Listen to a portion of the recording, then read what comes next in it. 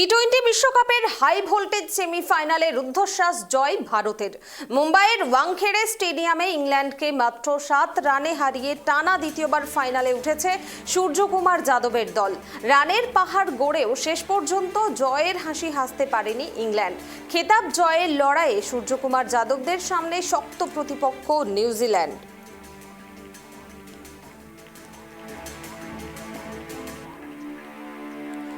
বিস্তারিত জানবো এই মুহূর্তে আমার সঙ্গে টেলিফোন লাইনে রয়েছেন আমাদের প্রতিনিধি রিমিক মাঝি। রিমিক, ইন্ডিয়া ক্রিকেট টিমের এই জয়ের মূল টার্নিং পয়েন্ট কোনটাকে মনে করছো? একদম দেখো, জয়ের মূল টার্নিং পয়েন্ট তুমি যদি বলো, প্রথম কথা হচ্ছে ইংল্যান্ড কালকে গুরুত্বপূর্ণ সেমিফাইনাল ম্যাচে ইন্ডিয়ার কাছে হেরে গেছে, কিন্তু ইংল্যান্ডের লড়াইকে কুর্নিশ জানাতে হবে। 253 রান ভারতের এভারেজ সমান রান তারা করতে দেবে, তারা মাত্র 7 রানে হেরেছে। এবং বিশেষ করে বেটার অসাধারণ একটা ইনিংস খেলেছে, ট্র্যাজিক হিরোছে 48 বলে 105 রানের একটা ইনিংস খেলেছে, ম্যাচ বার করতে পারেনি। কিন্তু টার্নিং পয়েন্ট তুমি যদি ম্যাচের বলো, তাহলে টার্নিং পয়েন্ট হচ্ছে ওই চতুর্থ ওভারে জোফ্রে আর্চারের বলে যে ক্যাচ হ্যারি ব্রুক, ইংল্যান্ডের অধিনায়ক হ্যারি ব্রুক সঞ্জু স্যামসনের 15 রানের মাথায় যে ক্যাচটা ফেলেছিল, সেটা হচ্ছে টার্নিং পয়েন্ট। আর সব থেকে বড় টার্নিং পয়েন্ট তুমি যদি বলো, মানে ম্যাচটা ইংল্যান্ডের ইংল্যান্ড যখন ব্যাটিং করছিল, বেথেল যখন ব্যাটিং করছিল, তখন 17 ওভার পর্যন্ত কিন্তু ম্যাচ ইংল্যান্ডের পক্ষে ছিল। মানে মনে হচ্ছিল ইংল্যান্ড জিতে যাবে, এইবার ইংল্যান্ড ফাইনালে চলে যাবে। কিন্তু 17 ওভারের পরে কিন্তু ভারতের দিকে ফাইনালে ওটা একটা আশার আলো দেখেছিল, এবং সেটা জাগিয়েছিল যে জসপ্রীত বুমরা। কেননা শেষ 3 ওভারে ইংল্যান্ডের দরকার ছিল 45 রান, অর্থাৎ শেষ 3 ওভারে ইংল্যান্ডের জিততে গেলে করতে হতো 45 রান, যেটা মোটেও কঠিন ছিল না। কালকে যেভাবে বেথেল এবং ম্যাক্স যেভাবে তারা রান করছিল, বা পরে স্যাম কুরান যেভাবে রান করছিল, তাতে মনে হচ্ছিল ম্যাচটা বার করে দেবে। কিন্তু ওই 18তম ওভারে বল করতে এসে যখন সেই ওভারে মাত্র 6 রান দিয়েছিলেন জসপ্রীত বুমরা, যদি ওই ওভারটা যদি 15-16 বা 16-17 রান বা 20 রান হয়ে যেত, তাহলে কিন্তু ম্যাচ জেতা কোনোভাবে সম্ভব হতো না ভারতের পক্ষে।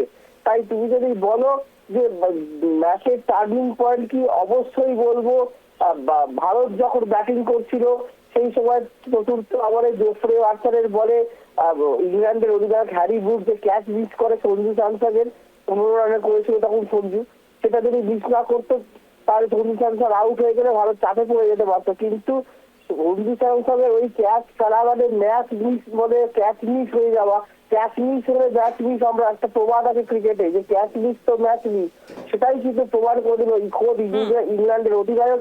সঞ্জুর ক্যাচ ফেললো 15 রানের মধ্যে, সেই সঞ্জু 89 রান করলো, বিধ্বংসী ইনিংস খেললো, মুখে ভারতের রানটাকে 253 নিয়ে গেল।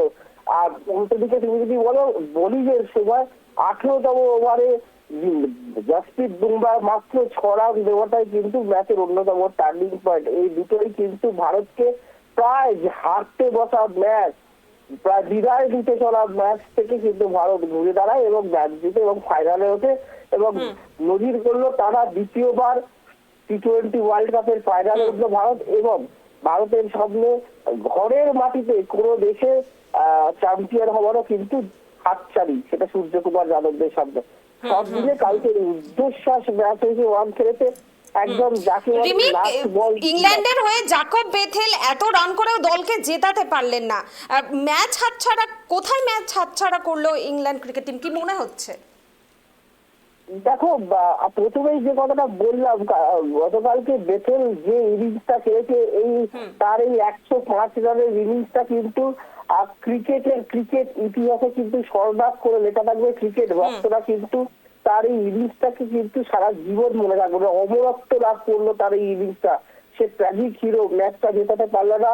লাস্ট ওভারে যখন ওই রান আউট হয়ে গেল একদম প্রথম বলেই বেথেল রান আউট হলো, তখন কিন্তু ভারতের জয়ে শিলমোহর পড়ে গিয়েছিল।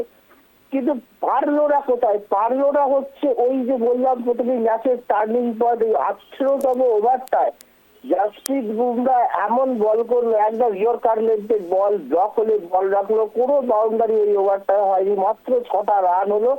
ওইখানেই কিন্তু ইংল্যান্ডের মানে পাখাটা পাল্টে যাওয়া, আমরা বলি না যে পাখাটা পুরো ঘুরে গেল, বাজিটা ঘুরে গেল, ওইখানেই পুরো ম্যাচের বাজিটা কিন্তু ঘুরিয়ে দিয়েছে জসপ্রীত বুমরা, যে ওই ওভারটায় 18তম ওভারটায় মাত্র 6টা রান দিয়েছে।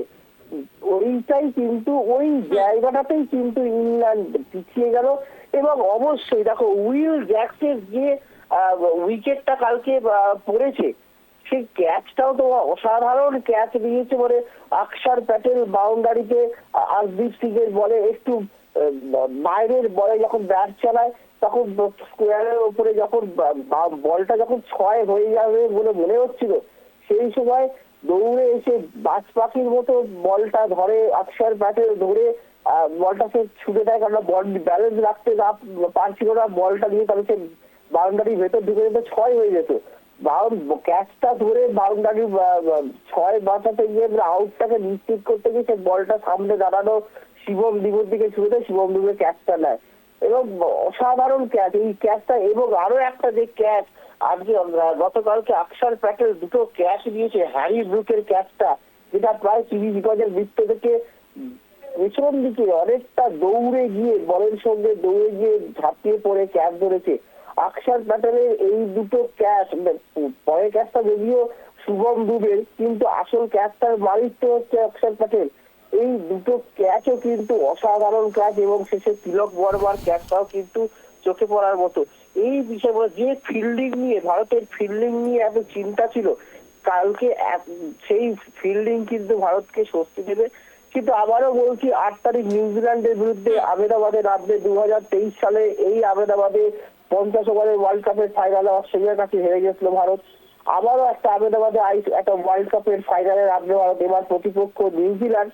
কিন্তু নিউজিল্যান্ডের বিরুদ্ধে নামার আগে এদিন কিন্তু যে কথাগুলো আমরা গত দুদিন ধরে বলে আসছি যে গৌতম গম্ভীরকে চিন্তায় রাখবে, সেই দুটো বিষয় কিন্তু এখনো, সেই দুটো কি বলবো রোগ কিন্তু এখনো থেকে গেছে, যেটা কিন্তু ফাইনালের আগে গৌতম গম্ভীরকে যথেষ্ট উদ্বেগে রাখবে এবং সমর্থকদের আতঙ্কে রাখবে। সেটা হচ্ছে অভিষেক শর্মার অভিষেক শর্মা গতকালকে আমরা দেখলাম শুরুটা খুব ভালো করেছিলেন, ঠান্ডা মাথায় খেলছিলেন। যে বলটায় আউট হলো, ওই জ্যাক্সের বলে আউট হলো অভিষেক শর্মা, অফ স্পিনারের বিরুদ্ধে তার দুর্বলতা প্রকট হচ্ছে। তার আগের বলে সে বাউন্ডারি মেরেছে অভিষেক শর্মা, উল্টো দিকে দাঁড়িয়ে থাকা সৌদি সানসান তাকে বলেছে যে আর মারতে হবে না, তুমি শট রান দাও না, পুরো পরের বলে মারা। এই যে দায়িত্ব জ্ঞানহীন শট খেলে দলকে বিপদে ফেলে আসা, এইটা কিন্তু অবশ্যই ভারতকে ফাইনালের আগে চিন্তায় রাখবে অভিষেক শর্মার ফল। এবং যেটা সব থেকে বেশি চিন্তায় রাখবে আবারও, সেটা হচ্ছে বেশ বেশ ধন্যবাদ রিমিক। অর্থাৎ মুম্বাইয়ের ওয়াংখেড়ে স্টেডিয়ামে হাই ভোল্টেজ সেমিফাইনালে ইংল্যান্ডকে 7 রানে হারিয়ে টি-20 বিশ্বকাপের ফাইনালে উঠল ভারত। রানের পাহাড় গড়েও শেষ পর্যন্ত ম্যাচে জয়ের স্বাদ পেল না ইংল্যান্ড। 48 বলে 105 রানের দুরন্ত ইনিংস খেলেও ট্র্যাজিক হিরো হয়ে রইলেন ইংল্যান্ডের তরুণ ব্যাটার জেকব বেথেল। তার বিধ্বংসী ইনিংসও ইংল্যান্ডকে ফাইনালে তুলতে পারল না।